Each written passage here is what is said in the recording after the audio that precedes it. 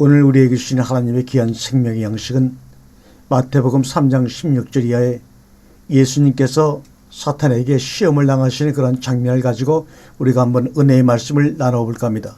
만일 내가 하나님의 아들이거든, 이 말씀입니다. 오늘 본문에 사탄은 예수님을 향하여 묻습니다. 만약 내가 하나님의 아들이라면, 이 질문은 현대를 사랑하는 우리들에게 던지는 세상의 조롱입니다. 그런데 질문이라는 것이 너무 뻔뻔하고 속이 보이는 질문이라 하나님의 자녀들을 당황하게 만드는 질문이기도 합니다.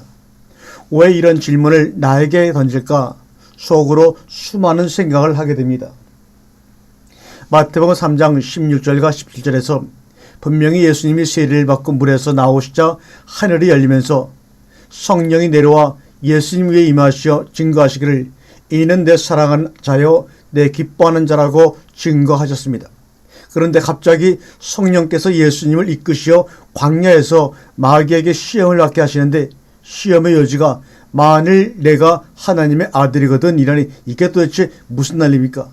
바로 방금 전에 하늘로부터 이는 내 사랑하는 자요 내 기뻐하는 자라고 하나님의 아들이라고 분명히 하늘로부터 음성을 들려주고 증거하신 다음에 얼마 되지 않아서 내가 만일 하나님 아들이거든 이라는 시험을 받게 하시는 하나님 의도가 뭐냐 이 말입니다.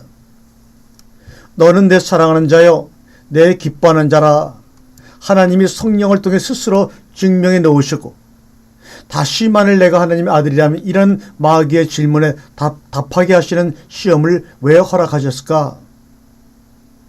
내가 하나님의 아들이라면 이라는 질문의 요지는 내가 하나님의 사랑하는 자녀요 기뻐하는 자녀라는 질문과 뜻을 같이 한다고 볼 수가 있습니다. 그런 자격이 네가 있다고 보느냐? 너의 양심에 비추어 보아라. 너의 현재 상황에 비추어 말해 보아라, 이 말입니다. 만일 내가 하나님의 아들이여 기뻐하는 자요 사랑받는 자라면 현재 너의 모습과 상황이 그럴 수가 있느냐 하는 것입니다. 믿지 않는 자보다 못한 너의 상황을 어떻게 설명을 할 것이냐, 이렇게 물어보는 것입니다. 그래도 내가 하나님의 아들이라고 해서 주장을 한다면 여기 있는 돌로 떡덩이가 되게 해봐라. 성전 꼭대기에서 뛰어내려 보아라. 그러면 내가 믿어주겠다고 마귀는 계속해서 예수님에게 했던 것처럼 우리를 압박합니다. 아니면 눈 한번 찔끔 감고 나에게 절 한번 해라. 그러면 세상에 필요한 모든 것을 우리에게 주겠다고 계속 우리를 유혹하고 핍박합니다. 여러분은 이런 상황에서 어떻게 하시겠습니까? 하나님은 우리가 하나님의 아들이요 딸이라는 사실을 성령님을 통해서 그리고 하늘로 소리로서 너는 나의 기뻐하는 자요 사랑하는 자라고 선포하였습니다. 그렇다면 이제 우리는 그 선포에 화답하는 삶을 살아내야 하는 것입니다.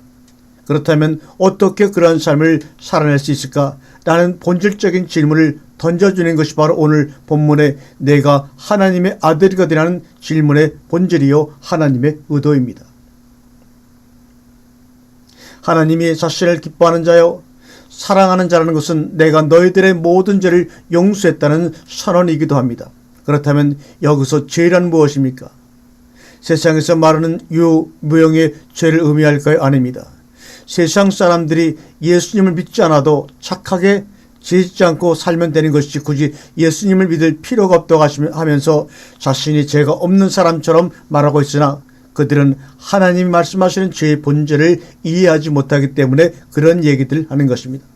하나님이 말씀하시는 죄란 요한복음 16장 9절에서 죄란 나를 믿지 아니하는 것이요라고 분명히 못을 받고 있습니다. 믿는다고 하는 것은 예수님과 하나됨을 의미하는 것입니다. 예수님이 내 안에 계시고 내가 예수님 안에 있어 하나가 되어 있다는 것을 의미합니다. 그렇지 못하면 그것이 모든 것이 다 죄라는 것입니다. 죄란 예수님이 내 안에 계시지 않은 것을 의미하는 것입니다. 예수님 안에 거하는 자는 바로 하나님 안에 거하는 자입니다. 다른 것이 다 있어도 내 안에 예수님이 계시지 않은 것이 죄입니다. 물질이 없어도 명예가 없어도 권세가 없어도 집이 없어도 세상서 버림받았어도 머리가 모자라도 당신의 예수님 안에, 예수님이 당신 안에 계시다면 당신은 죄인이 아닙니다. 당신은 실패자가 아닙니다. 당신은 인생의 낙오자가 아닙니다. 당신의 가치를 세상 사람의 기준과 가치와 그들의 판단에 맞춰서 받아들이지 마세요. 하나님이 당신을 판단하고 인정하는 기준에 맞춰 당신의 가치를 판단하세요. 하나님 안에서 당신의 가치는 하나님이 기뻐하시고 사랑하시는 유일한 자라는 것입니다. 이것이 바로 나와 여러분의 가치입니다. 여기서 흔들리면 안 됩니다. 마귀는 우리의 이 신분과 가치를 흔들어 놓으려고 지금도 끊임없이 우리를 미혹하고 시험합니다. 당신은 세상 사람들이 증명해주고 인정해주는 그런 사람이 아니라 당신은 바로 하나님이 손수 십자가의 사랑을 통해 증명해 주신 하나님이 사랑하시고 기뻐하시는 하나님의 자녀입니다. 그러므로 하나님의 자녀로서의 삶을 살아낸다는 것은 예수님과 하나가 됨으로 말미암아 우리 안에 있는 예수님을 나누며 사는 것입니다.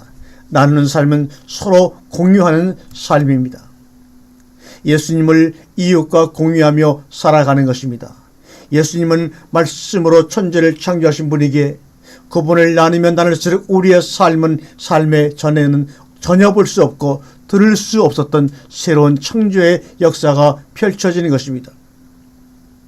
예수님 안에 있는 은혜와 감동과 사랑과 믿음과 소망은 나눠도 소멸되지 않고 더욱더 커지는 것입니다. 30배, 60배, 100배로 커져서 온 우주를 하나님의 은혜로 덮는 것입니다. 그러나 세상이 주는 것들은 서로 공유할 수 있는 것들이 없습니다. 물질을, 명예를, 권세를, 지식을, 집을 서로 공유할 수 있습니까? 없습니다. 형제 간에도 공유할 수 없습니다. 이런 것들은 나누면 나눌수록 없어지고 부족해지는 것이기에 서로 공유할 수 없고 움켜쥐려고만 하는 것입니다. 그런데 오늘 본문에 보니 너희가 하나님의 자녀인 것을 증명하려면 돌로 떡덩이가 되게 하라. 성전에서 뛰어내려 너의 능력을 보여 명예를 얻으라 하며 우리를 미혹합니다. 다시 말하면 서로 공유할 수 없는 것들을, 일시적인 것들, 유통기한 있는 것들을 더 많이 소유함으로 하나님의 자녀인 것을 증명하라고 하는 것입니다. 그러나 서로 공유할 수 없는 것들이 많아지면 많아질수록 우리는 하나님으로부터 멀어질 수밖에 없습니다. 하나님의 자녀인 것을 스스로 부정하게 되면 자기가 자기 인생의 주인이라고 착각하며 살다가 영원한 죽음에 떨어지게 되는 것입니다. 교회들도 마찬가지입니다. 서로 공유할 수 없는 것들을 많이 소유한 교회일수록 하나님과 멀어지는 교회가 될 수밖에 없습니다. 우리 교회라고 합니다. 참으로 좋은 말입니다. 그러나 우리 교회에 유익이 된다면 예수님의 교회 폐해가 되고 영광을 가려도 서슴지 않고 그 유익을 위해 행하는 것이 또한 우리 교회의 실정입니다. 영국의 한 신학자가 이런 질문을 던집니다. 1000명 이상 모이는 교회 목사가 자기 교회 주인이 과연 예수님이라고 할 수 있는가? 라는 질문입니다. 당신도 한번 대답을 해보시기 바랍니다. 또한 이 얘기를 듣는 분이 목사님이시면 목사님이 스스로 대답을 해보시기 바랍니다. 예수님이 교회 주인이 아니라면 누구일까요? 담임 목사일까요? 당의 장로들일까요? 교인들일까요? 그것도 아니면 교회에 대출해진 은행장들일까요? 현재 한국교회 금융권 부채가 자그마치 4조 6천억이 넘는다고 합니다. 연 6%의 이자로만 계산해도 1년에 금융권에 갖다 바치는 이자만 2,700억이 넘는다고 합니다. 이것을 가지고 세상에 이자를 바치느냐고純정 예수님의 이름으로 해야 될 일을 못하고 있다면 그 교회가 하나님의 교회입니까? 하나님의 교회가 아닙니까? 성경에는 분명히 빚진 자는 체주의 종이 된다고 말씀하고 있는데도 많은 교회들이 이 말씀을 무시하고 교회의 주인자리를 금융권에 갖다가 바치고 있는 것입니다. 그것도 한국 교회들을 대표한다고 자랑하는 교회와 목사님들이 말입니다. 진정 그들은 두렵지 않을까요? 기독교의 본질은 작아짐에 있으며 낮아짐에 있습니다. 바울 사도의 말씀처럼 내가 약할 때 곧 강함이라는 말입니다. 그런데 우리는 우리를 강하게 하시고 부하게 하시면 그 강함과 부함을 가지고 교회를 짓고 약한 자와 가난한 자를 섬기며 돕겠습니다라는 말로 자신과 하나님을 속이고 있는 것입니다. 우리가 하나님의 자녀가 되었다는 것은 나누고 공유할 수 없는 것을 가지려고 하는 삶에서 예수님을 공유한 됨의 삶으로 들어가는 것입니다. 여기서부터 나눔의 가치와 섬김의 삶으로 들어가서 하나님 자녀의 삶의 절정을 이루는 것입니다. 예수님 안에 있는 은혜, 감동, 사랑, 기쁨, 소망을 나누면서 섬기는 삶으로 나아가야 합니다. 이것은 나누도 끊임없이 샘솟는 샘물처럼 더욱더 넘쳐날 것입니다. 기도라는 말은 세상에서 가장 좋은 말 중에 하나입니다. 세상 사람들의 기도의 본질과 목적은 남들과 공유할 수 없는 것들을 더 많이 얻으려고 강구하는 것입니다. 기도의 응답을 받으면 받는 대로 받지 못하는 대로 더욱더 괴인화가 되어갑니다.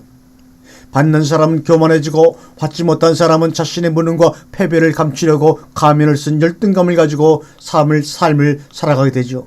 마음속에 화를 감추며 살게 되죠. 그러나 하나님 자녀들의 기도의 본질과 목적은 공유할 수 없는 것들을 소유하려고 간구하는 것이 아니라 주 안에서 서로가 공유할 수 있는 것들을 공유하기 위해 기도하는 것입니다. 주님 안에서 우리가 공유하고 있는 것들을 볼 수 있는 눈을 열어주시고 들을 수 있는 길을 열어주시고 고백할 수 있는 입을 열어달라고 하나님께 간청을 하는 것입니다. 그래서 공유할 수 있는 가치들을 서로 나누며 그것에서 서로 섬기려고 기도하는 것입니다. 공유할 수 있는 가치들이 넘치게 되면 서로 공유하지 못했던 것까지도 서로 공유할 수 있는 자리까지 나아가게 될 것입니다. 이러한 삶의 표본이 바로 사도행전에 나오는 초대교회 교인들의 삶이죠.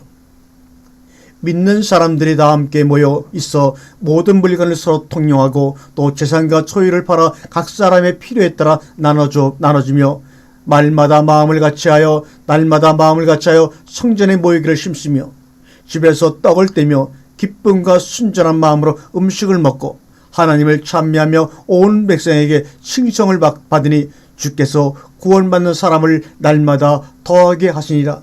사도행전 22장 43절 이하의 말씀입니다. 이러한 삶을 사는 사람들만이 네가 하나님의 자녀라면 이 시간 들리는 사탄의 미혹에 확실하게 주님의 말씀으로 대적하여 승리할 수 있을 것입니다. 할렐루야.